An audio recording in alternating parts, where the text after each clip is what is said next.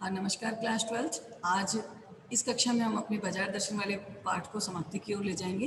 तो देखिए, चूरन वाले जो भगत जी थे वो बाजार चौक में दिखे। मुझे देखते ही यानी लेखक को देखते ही उन्होंने जय जय राम की। मैंने भी जय जय राम कहा। उनकी आंखें बंद नहीं थी और न ही उस समय वह बाजार को किसी भांति कोस रहे मालूम होते थे। राह में बहुत सारे लोग मिले, बहुत सारे बालक मिले जो भगत जी के द्वारा पहचान जाने के इच्छुक थे। भगत जी ने सबको हंसकर पहचाना, सबका अभिवादन किया, सबका अभिवादन लिया भी। इससे तनिक भी ये नहीं कहा जा सकता कि बाजार चौक में से होकर गुजरते हुए उनकी आंखें किसी तरह से कम खुली थी, लेकिन बुचक्के होकर रहने की लाचारी उनको नहीं थी। यानी बाजार की चीजों को देख करके आश्चर्यचकित होकर के खड़े होकर देखते रहना, ऐसे नहीं थे भगत जी, है ना। इससे तन है ना, व्यवहार में पेशो पेश उन्हें नहीं था और खोए से खड़े नहीं रह जाते थे। भांति भांति के बढ़िया माल से चौक भरा हुआ था। उस सब के प्रति अप्रीति भगत जी के मन में नहीं थी। यानी ऐसा नहीं है कि ये सारी चीजें उनको अप्रिय प्रतीत हो रही थी। जैसे उस समूचे माल के प्रति सबके मन में आशीर्वाद हो सकता है, विद्रोह नहीं, प्रसन्नता है भीतर, क्योंकि कोई रिक्त भीतर नहीं है। यानी उनके अंदर असंतोष नहीं है। देखता हूं कि खुली आंख, तुष्ट और मग्न वह बाजार चौक में से चलते चले जाते हैं। राह में बड़े बड़े फैंसी स्टोर है, पड़े के पड़े रह जाते हैं। कहीं भगत जी नहीं रुकते, रुकते हैं तो बस एक छोटी सी पंसारी की दुकान पर। वहां दो चार अपने काम की चीज लेते हैं और चले जाते हैं। बाजार से हट पूर्वक वो मुंह नहीं मोड़ते। लेकिन अगर उन्हें जीरा और काला नमक ही चाहिए तो सारा का सारा बाजार की सत्ता उनके लिए तभी तक है और तभी तक उपयोगी है जब तक उनको वहां पर जीरा और काला नमक ही मिलता है। यानी जरूरत भर जीरा वहां से लिया और फिर सारा चौक उनके लिए आसानी से नहीं के बराबर हो जाता है। वो जानते हैं कि उनको जो चाहिए वो था जीरा और नमक। बस इसी निश्चित प्रीति के बल पर वो सारी के सारे चांदनी चौक का आमंत्रण उन पर व्यर्थ हो जाता है। यानी मेरा मन भरा है, मुझे पता है कि मुझे जो निश्चित चीजें लेनी है वही मेरे को बाजार से लेनी है, बाकी बाजार की चीजें मेरे लिए क्या है, बेकार है। चौक की चांदनी दाएं बाएं भूखी की भूखी फैली रह जाती है, क्योंकि भगत जी को जीरा चाहिए तो वह कोने वाले पंसारी की दुकान से मिलता है और वहां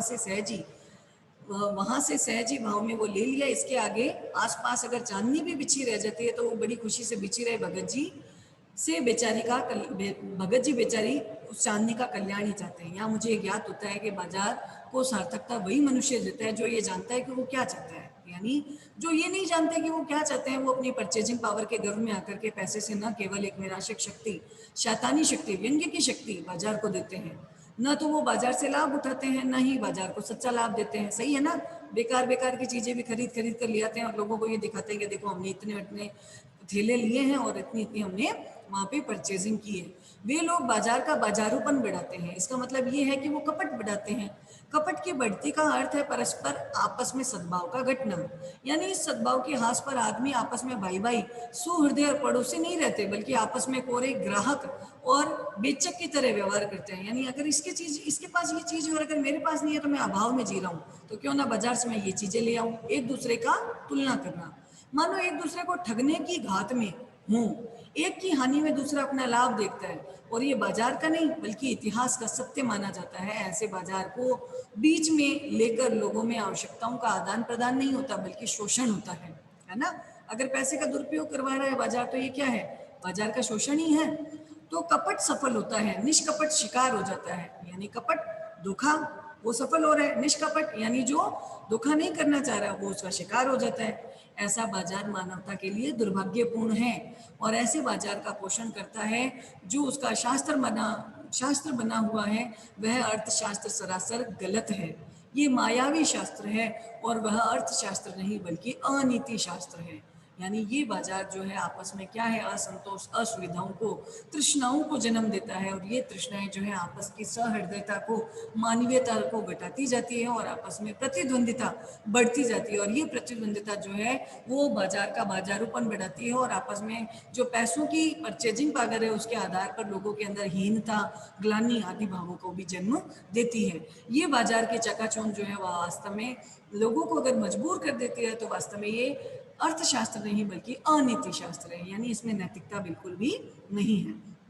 इस प्रकार हमने आज ये पूरा पाठ किया है। इसमें आपको देखिए बाजार का जादू, चढ़ना और उतरना क्या होता है, भगत जी के व्यक्तित्व को कौन सा पहलू आपको प्रभावित करता है, बाजारूपन का क्या तात्पर्य है, बाजार लिंग जाति धर्म नहीं देखता, देखता है तो बस परचेजिंग पावर। ये परचेजिंग पावर क्या है। कई समाज के अंदर ऐसे प्रसंग होते हैं कि जब पैसा अपनी शक्ति के रूप में अपना परिचय देता है, या जब पैसे की शक्ति काम नहीं आती बल्कि मनुष्यता काम आती है। कई ऐसे प्रश्न हैं जो वास्तव में वैल्यू बेस्ड भी है, जो हम अपने प्रश्न उत्तर में कर लेंगे। आज की कक्षा में यहाँ तक पर्याप्त है। धन्यवाद बेटा, और जरूर इस पाठ को पढ़कर और समझिएगा। कहीं दिक्कत हो तो आप मेरे से प्रश्न जरूर कीजिएगा। धन्यवाद बेटा जी।